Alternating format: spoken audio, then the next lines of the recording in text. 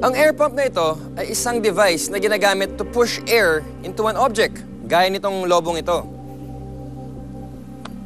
Pero bukod dito, alam niyo ba na pwedeng gumamit ng mainit na tubig para magpahangin ng lobo? I believe. May kalderong puno ng mainit na tubig. Ilalagay sa loob ng kaldero ang isang lobong hindi pa nahihipan. Ilang sandali lang ay parang magic na lolobo ang balon habang nasa loob ng kaldero. Pero bukod sa kaldero, ay pwede rin gumamit ng aquarium na may lamang mainit na tubig para makapagpahangin ng mga lobo. Hindi mo na kailangan ng air pump. Hot water lang, okay na. I believe. Ayos! Nagaling na! O yan, hot water lang, may instant balloon ka na. Oo nga. Alam mo, pamilyar ako sa hot air balloon eh. Pero dun sa hot water balloon, first time ko lang makita yun. Talaga? Anong nangyayari sa'yo dyan? Kanina ka pang walang imika. Hindi pa rin kasi ako makamove on eh.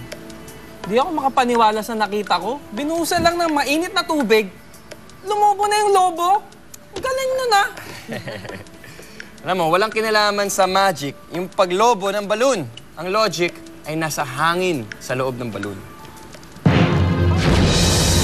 Ang lobong nilagay sa loob ng kalderong may mainit na tubig ay naunang binabad sa malamig na tubig habang ito ay nakabuhol.